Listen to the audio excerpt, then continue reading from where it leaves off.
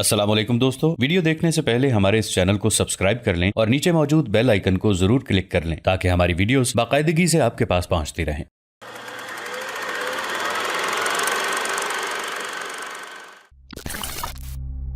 Mongol जब हमलावर होंगे तो अंदर से तुम शहर की हिफाजत करना, बाहर से मैं उन्हें जहां तक हो सका अपने साथ मसरूफ रखूंगा और इस तरह हम चंगेज खान की पेशकदमी में सुल्तान के मुताबिक ताखीर पैदा करने की कोशिश करेंगे।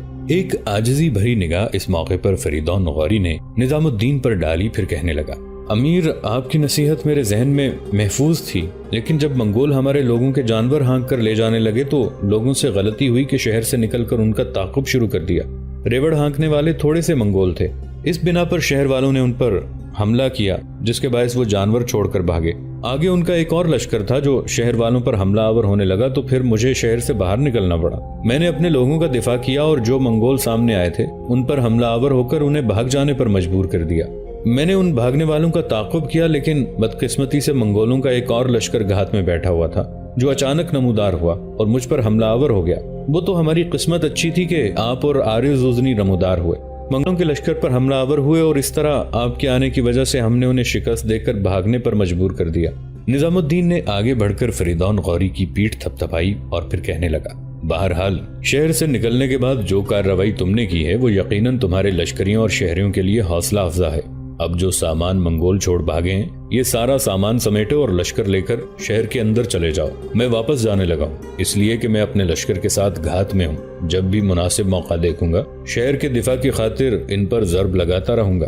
फरीदौन गौरी ने इससे इत्तेफाक किया। चुनाचे मंगोल जो सामान छोड़कर भागे थे वो सारा सामान समेटा और अपने लश्कर के साथ ख्वारज़म शहर में चला गया, जबकि निजामुद्दीन और आरिज़ उज़नी अपने लश्कर को समेटते हुए वापस अपनी घात की तरफ चले गए थे।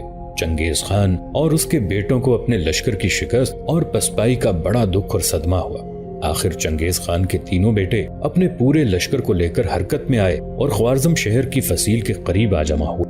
उनका इरादा था कि आज वो हमला आवर होंगे, इसलिए कि ख्वारज़म शहर के पास आकर कयाम किए चंगेज खान को 3 दिन हो गए थे। चुनाचे मौर्रिखीन लिखते हैं, तीसरे रोज शहर पर हमला आवर होने से पहले चंगेज खान के बेटों ने अहले शहर के पास एक कासिद रवाना किया कि वो मजीद मुजाहिमत से बाज आ जाएं और शहर के दरवाजे खोल दें, लेकिन बकौल मौर्रिखीन किसी ने मंगोलों की इस बात पर कान न धरा।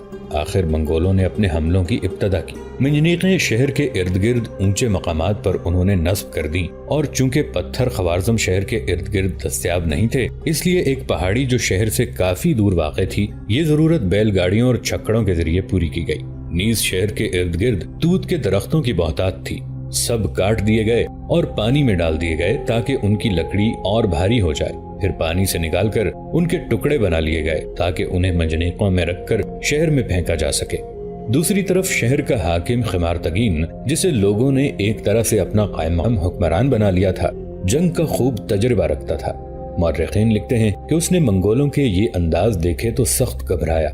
उधर मंगोलों ने अहले शहर को संभलने का मौका न दिया, फसील और कले पर चढ़कर अपना कौमी झंडा लहरा दिया। पत्थरों के अलावा आतशी गोले भी फेंके गए, जिससे शहर में जाबजा आग लग गई। अहले शहर जान तोड़कर लड़ रहे थे।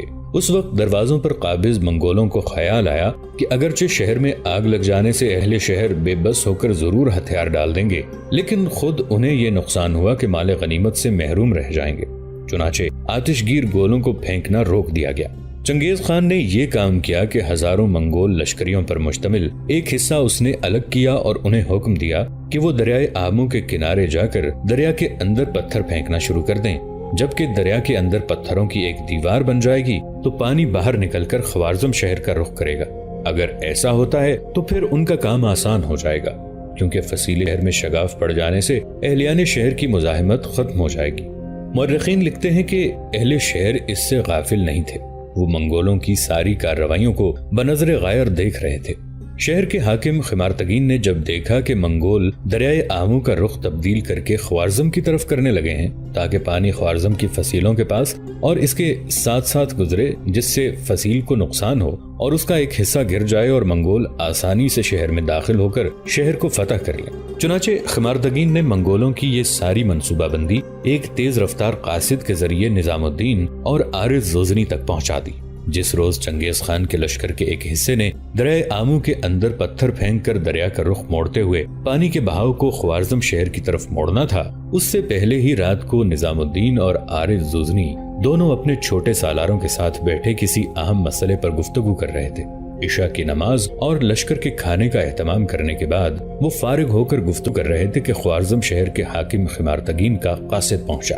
جب نظام الدین اور عارض زوزنی کو اس کی آمد کی اطلاع کی گئی تو دونوں نے فوراً اسے بلا لیا۔ چنانچہ قاصد اس جگہ آیا جہاں نظام الدین اور عارض زوزنی اپنے سالاروں کے ساتھ کسی موضوع پر گفتگو کر رہے تھے۔ نظام الدین نے اسے اپنے پہلو میں بٹھایا، پھر بڑی شفقت سے اس کی طرف دیکھتے ہوئے کہا، میرے عزیز بھائی، تو خوارزم کے حاکم خمارتگین کی طرف سے ہمارے لیے کیا پیغام لے کر آیا ہے؟ اس پر آنے والے قاصد نے اپنے ہونٹوں پر زبان پھیری، پھر کہنے لگا، خمارتگین نے مجھے آپ کے نام یہ پیغام دے کر بھیجا ہے کہ کل پہلے ہی پہر منگولوں کا ایک لشکر جس جگہ آپ نے گھات لگا رکھی ہے اس کے بالکل سیدھ میں شمال میں دریائے آمو میں پتھر پھینک کر دریا کا رخ خوارزم شہر کی طرف موڑنے کی کوشش کرے گا تاکہ پانی کے بہاؤ کی وجہ سے خوارزم شہر کی فصیل گر جائے اور منگول آسانی سے شہر فتح کرنے میں کامیاب ہو جائیں۔ خمارتگین چاہتا ہے کہ اس قاصد کو یہاں تک کہتے کہتے رک جانا پڑا، اس لیے کہ بیچ میں نظام الدین بول پڑا، مسکرایا، کہنے لگا، میرے عزیز، جو کچھ تو کہنا چاہتا ہے میں سمجھ گیا۔ تو یقیناً یہ کہے گا کہ خمارتگین یہ چاہتا ہے کہ ہم اس لشکر پر حملہ آور ہوں جو دریائے آمو کے اندر پتھر پھینک کر اس کا رخ موڑنے کی کوشش کرے گا۔ واپس جا کر خمارتگین سے کہنا وہ بالکل مطمئن رہے، چنگیز خان کا جو بھی لشکر ان علاقوں کی طرف آئے گا کہ پتھر پھینک کر دریا کا رخ موڑ دے، ان میں سے کوئی بھی بچ کر زندہ سلامت واپس نہیں جائے گا۔ اس پر وہ قاصد جواب میں کچھ کہنا چاہتا تھا کہ ایک چھوٹا سالار بڑی تیزی سے چلتا ہوا نظام الدین کے پاس آیا اور کہنے لگا، امیر، برغا نام کے کسی شخص کا کوئی نمائندہ آپ سے مل کر کچھ کہنا چاہتا ہے۔ برغا خان کا نام سن کر نظام الدین چونکا تھا، کہنے لگا، اس شخص کو فوراً میرے پاس لے آؤ۔ اس پر وہ چھوٹا سالار پیچھے ہٹ گیا تھا۔ اس کے جانے کے بعد خمارتگین کا قاصد اپنی جگہ پر سے اٹھا اور نظام الدین کو مخاطب کر کے کہنے لگا، امیر، مجھے جانے کی اجازت دے دیں، میں یہاں رکوں گا نہیں، اس لیے کہ خمارتگین نے مجھے کہا تھا کہ میں آج رات ہی واپس آ کر یہ پیغام پہنچانے کی اطلاع کر دوں، اس لیے مجھے جانے کی اجازت دے دیں۔ نظام الدین اپنی جگہ پر سے اٹھ کھڑا ہوا اور اس کی طرف دیکھتے ہوئے عارض زوزنی بھی اٹھ کھڑا ہوا۔ دونوں اس قاصد سے گلے ملے، پھر اسے الوداع کہا اور وہ قاصد وہاں سے رخصت ہو گیا۔ تھوڑی دیر بعد چھوٹا سالار ایک شخص کو لے کر آ گیا۔ وہ تائچوت قبیلے کے سردار برغا خان کا آدمی تھا اور اس کا تعلق بھی تائچوت قبیلے سے تھا۔ جہاں سے خمارتگین کا قاصد اٹھ کے گیا تھا، نظام الدین نے برغا خان کے قاصد کو اسی جگہ بٹھایا، پھر بڑی شفقت سے اسے مخاطب کر کے کہنے لگا، میرے بھائی، کیا تو برغا خان کی طرف سے کوئی پیغام لے کر آیا ہے؟ اس پر وہ شخص بولا اور کہنے لگا، محترم کوشان خان ہمارے سردار برغا خان کو اپنے ان ساتھیوں کے ساتھ جو اس نے جگہ جگہ پھیلا رکھے ہیں پتہ چلا ہے کہ آپ نے گھات لگا رکھی ہے، لہٰذا اس نے آپ کے نام 2 طرح کا پیغام دیا ہے۔ پہلا پیغام برغا خان کی طرف سے یہ ہے کہ کل دن کے وقت چنگیز خان کا لشکر کا ایک حصہ آپ کے سامنے بالکل آگے شمال کی طرف دریائے آمو کے پاس آئے گا، دریا میں پتھر پھینکتے ہوئے دیوار کھڑی کرنے کی کوشش کرے گا اور دریا کے پانی کا رخ خوارزم شہر کی فصیل کی طرف کرے گا تاکہ فصیل گر جائے اور منگول شہر کو فتح کر لیں۔ دوسرا پیغام برغا خان کی طرف سے آپ کے نام یہ ہے کہ منگول لڑکی جس کا نام اولون ہے وہ آپ سے ملاقات کرنا چاہتی ہے اور اس نے آپ سے یہ بھی التماس کی ہے کہ آپ کسی جگہ کا تعین کر لیں جہاں وہ آپ سے مل سکے، اس لیے کہ اس سے پہلے آپ کے ایک سالار نظام الدین کو زندہ یا مردہ پکڑنے کے لیے چنگیز خان نے اولون کے ساتھ اس کے چچا زاد بھائی قراچا کو مقرر کیا تھا۔ اب اولون کے کہنے پر قراچا کو ہٹا دیا گیا ہے اور اس کام کے لیے ہمارے سردار برغا خان کا انتخاب کیا گیا ہے۔ اب برغا خان اور اولون مل کر ایک لشکر کے ساتھ جب بھی موقع ملا نظام الدین پر حملہ آور ہو کر اسے گرفتار کرنے کی کوشش کریں گے۔ اولین کوشش یہی ہوگی کہ اسے زندہ گرفتار کر کے چنگیز خان کے سامنے پیش کیا جائے۔ امیر، میں آپ پر یہ بھی انکشاف کروں، برغا خان چونکہ اولون کو اپنی بہن سمجھتا ہے اور اسے بہن ہی کہہ کر پکارتا ہے، لہٰذا اس کی یہ بھی گزارش ہے کہ آپ اولون کے ساتھ ملاقات کا کوئی وقت اور جگہ متعین کر لیں۔ یہاں کہنے کے بعد برغا خان کا وہ آدمی جب خاموش ہوا تب کچھ دیر تک نظام الدین سوچتا رہا، پھر برغا خان کے قاصد کو مخاطب کر کے کہنے لگا، واپس جا کر برغا خان کو میرا سلام کہنا، برغا خان میرا بھائی ہے، میں اس کی عزت اور اس کا احترام کرتا ہوں، اور جہاں تک اولون کا تعلق ہے تو واپس جا کر اس لڑکی سے کہہ دینا کہ دنیا میں کوئی ایسی چیز ہو جسے میں انتہائی قابل نفرت خیال کرتا ہوں تو وہ اولون نامی یہی لڑکی ہے۔ میرا اس سے کیا تعلق کہ میں اس سے ملاقات کے لیے وقت اور جگہ کا تعین کروں؟ پہلی بار جب وہ گرفتار ہو کر میرے سامنے آئی تھی تو ایک لڑکی کی حیثیت سے میں نے اسے رہا کر دیا تھا، جانے دیا تھا، اس لیے کہ ہم مسلمان عورت کی عزت اور اس کا احترام کرتے ہیں۔ کیا میں اس لڑکی سے ملوں جو ہمارے سالار نظام الدین کی زندگی کے در پہ ہے؟ میرے عزیز، جہاں تک برغا خان کا تعلق ہے تو وہ یہ کام اپنی مرضی اپنے ارادے سے نہیں کر رہا۔ چنگیز خان نے اسے اس کے ساتھ کام کرنے کے لیے مقرر کیا ہوگا اور برغا خان اولون کے ساتھ کام کرنے کے لیے تیار ہو گیا۔ اس میں اس کی اپنی کوئی رضامندی اور خوشنودی شامل نہیں ہے۔ واپس جا کر برغا خان اور اولون کو میری طرف سے یہ پیغام دینا کہ برغا خان تو میرا بھائی ہے، اس کے لیے میں بڑی سے بڑی قربانی دے سکتا ہوں، لیکن جہاں تک اولون کا تعلق ہے اس سے میں انتہا درجے کی نفرت کرتا ہوں، اس لیے کہ ایک بار مجھے اس نے میرے منہ پر کہہ دیا تھا کہ وہ مسلمانوں کو پسند نہیں کرتی، ان سے نفرت کرتی ہے۔ لہٰذا میرے بھائی، جو لڑکی مسلمانوں کو پسند نہیں کرتی ان سے نفرت کرتی ہے، جتنی نفرت وہ مسلمانوں سے کرتی ہے اس سے 100 گنا زیادہ نفرت میں اس لڑکی سے کرتا ہوں۔ لہٰذا اس لڑکی کے نام خصوصیت کے ساتھ جو پیغام تم لے کر جاؤ گے وہ یہ کہ اسے بتانا کہ میری نگاہوں میں اس کی کوئی حیثیت، کوئی وقت نہیں ہے، میرے دل میں، میرے شعور میں اس کے لیے جس قدر نفرت ہے اسے ناپنے کے لیے کوئی پیمانہ ہی نہیں ہے۔ یہاں تک کہنے کے بعد نظام الدین رکا، پھر آنے والے اس قاصد کو مخاطب کر کے کہنے لگا، بہرحال لعنت بھیجو اولون نام کی لڑکی پر، اس سے ہمارا کیا لینا دینا؟ پہلے یہ بتاؤ کہ منگولوں کا جو لشکر دریائے آمو میں پتھر پھینک کر دریا کا رخ خوارزم شہر کی طرف موڑنے کی کوشش کرے گا، وہ دریا کے کنارے کتنے دن قیام کرے گا؟ اس لیے کہ یہاں نزدیک پتھر نہیں ہیں، پتھر انہیں چھکڑوں کے ذریعے دور سے لانے ہوں گے، اس بنا پر وہ یہ کام ایک دن میں تو نہیں کر پائیں گے۔ اس پر قاصد بولا اور کہنے لگا، یہ ایک دن کا کام ہے بھی نہیں، چنگیز خان نے یقیناً انہیں چھکڑے مہیا کیے ہیں جن کی وجہ سے وہ پہلے بڑے بڑے پتھر چھکڑوں پر لاد کر دریائے آمو کے کنارے ڈھیر کرتے رہیں گے، پھر کنارے کے پاس بڑے بڑے پتھر رکھ کر ایک دیوار بناتے جائیں گے، اس دیوار کی سطح پانی سے تھوڑی اونچی رکھی جائے گی، اس کے بعد اسی دیوار پر چلتے ہوئے وہ پتھر آگے دریا میں پھینکتے ہوئے دریا کا رخ موڑتے چلے جائیں گے، اور جب دریا کا رخ مڑے گا تو یقیناً پانی خوارزم شہر کا رخ کرے گا، اور جب ایک دن یا 2 دن پانی خوارزم شہر کی فصیل کے پاس مار کرے گا تو یقیناً 2 کاموں میں سے ایک کام ضرور سامنے آئے گا، اول یہ کہ شہر کی فصیل گر جائے گی، دوم یہ کہ وہ کمزور ہو جائے گی، دونوں صورتوں میں چنگیز خان کو شہر کے اندر داخل ہونے کا موقع مل جائے گا۔ لہٰذا میرا اندازہ ہے کہ جو لشکر چھکڑوں کے ذریعے پتلا کر دریائے آمو میں پھینکے گا اسے کم از کم 1 ہفتہ اس کام کی تکمیل میں لگے گا، اور 1 ہفتہ وہ لشکر دریائے آمو کے کنارے پڑاؤ کرے گا۔ اس لشکر کے پاس 1 سے 2 ہفتے کا رسد کا سامان بھی ہوگا، ان کے ساتھ لشکر کا ایک خاص حصہ بھی ہوگا۔ جب وہ لشکر کام کر رہا ہوگا پتھر دریا میں پھینکے جا رہے ہوں گے، لشکر کا دوسرا حصہ مسلح رہ کر ان کی حفاظت کا سامان کرتا رہے گا۔ اس کے علاوہ خوارزم شہر کے باہر بھی ایک لشکر کو بالکل چوکس رکھا گیا ہے تاکہ خوارزم شہر سے نکل کر کوئی بھی لشکر دریا میں پتھر ڈالنے والے لشکر پر حملہ آور نہ ہو پائے۔ یہاں تک کہنے کے بعد آنے والا برغا خان کا قاصد دم لینے کے لیے رکا۔ اس کے بعد نظام الدین کو مخاطب کرتے ہوئے وہ کہہ رہا تھا، امیر کوشان خان، میں نے جو کچھ کہنا تھا کہہ چکا، اب مجھے اجازت دیں، میں جاؤں گا۔ اس پر نظام الدین نے اس کے شانے پر ہاتھ رکھا، پھر کہنے لگا، کیا ایسا ممکن نہیں کہ تم شب بسری ہمارے ہاں کرو؟ وہ قاصد مسکرا دیا اور کہنے لگا، امیر آپ کی بڑی مہربانی، لیکن میرے لیے میرے سردار برغا خان کی طرف سے حکم ہے کہ مجھے آج ہی رات کو اس کے پاس واپس جانا ہے۔ چنانچہ جس طرح بغلگیر ہو کر نظام الدین اور عارض زوزنی نے خمارتگین کے قاصد کو الوداع کہا تھا، اسی طرح برغا خان کے قاصد سے بھی بغلگیر ہو کر ملے، پھر وہ قاصد واپسی کے لیے روانہ ہو گیا۔ اگلے روز برغا خان جان بوجھ کر حسین اور خوبصورت اولون کے یورت کے سامنے سے گزرا۔ اسے دیکھتے ہی اولون بھاگتی ہوئی اپنے یورت سے نکلی اور آواز دے کر برغا خان کو روکا۔ ان دونوں کے اس طرح ملنے پر کسی کو اعتراض بھی نہیں ہو سکتا تھا، اس لیے کہ چنگیز خان اپنے لشکر کا ایک حصہ ان دونوں کے تحت کر چکا تھا تاکہ جب بھی موقع ملے وہ سلطان علاؤدین خوارزم شاہ کے سالار نظام الدین پر حملہ آور ہو کر اسے گرفتار کرنے کی کوشش کریں۔ بہرحال جب یورت سے نکل کر اولون برغا خان کے پاس آئی تب اسے دیکھتے ہوئے برغا خان کچھ اداس اور افسردہ سا ہو گیا تھا۔ اس کی یہ حالت دیکھتے ہوئے اولون سنجیدہ ہو گئی اور کہنے لگی، برغا خان میرے بھائی، جو قاصد آپ نے رات کو ان کی طرف بھجوایا تھا، کیا ان کی طرف سے کوئی پیغام آیا ہے؟ اس موقع پر برغا خان نے ایک لمبا سانس لیا، پھر کہنے لگا، میری بہن جواب آیا ہے، لیکن جواب بڑا منفی اور دل شکن قسم کا ہے۔ کیسا منفی اور کس قسم کی دل شکنی؟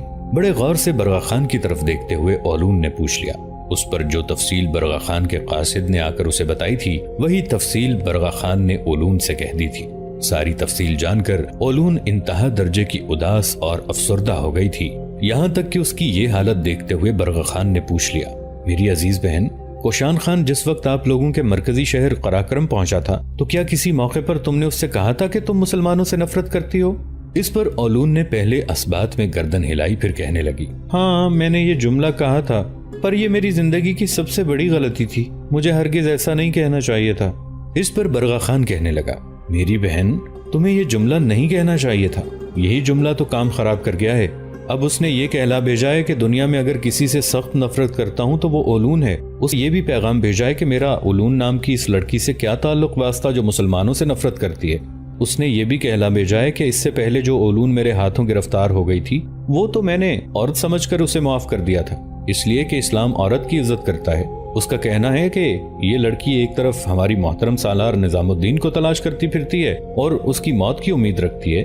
اس کا کہنا تھا، ویسے بھی جس لڑکی کو میں انتہا درجے کا ناپسند کرتا ہوں اس سے کیوں ملوں گا؟ میری بہن میں جانتا ہوں تم اس کو پسند کرتی ہو، اس لیے کہ تمہارے ساتھ کام کرتے ہوئے میں تمہاری فطرت، تمہارے رجحان کو اچھی طرح جان چکا ہوں، لیکن فی الحال معاملہ کچھ خراب ہے۔ میری بہن مسلمانوں سے جتنی نفرت تم کرتی ہو اس سے کئی گنا زیادہ کوشان خان تم سے کرتا ہے۔ اس بنا پر میں کہہ سکتا ہوں ان حالات میں کوشان خان سے ملاقات کرنے کا کوئی فائدہ نہیں، بلکہ میرا اندازہ ہے کہ میری بہن اس کے سامنے گئی تو وہ اپنی نفرت کی وجہ سے اور بے جائے گا اور تمہارے خلاف کہیں اس کی نفرت دوچند نہ ہو جائے۔ اس بنا پر میں تمہیں مشورہ دوں گا کہ فی الحال اس معاملے میں بالکل خاموشی اختیار کر لو۔ اولون نے اس پر اتفاق کیا تھا۔ وہ مڑی اور پھر گردن جھکائے دکھی اور افسردہ انداز میں وہ اپنے یورت کی طرف چلی گئی تھی، جبکہ برغا خان اپنے خیمے کی طرف ہو لیا تھا۔ چنگیز خان نے ایک خاصا بڑا لشکر دریائے آمو میں پتھر پھینک کر دریا کا رخ خوارزم شہر کی طرف موڑنے کے لیے مقرر کیا تھا۔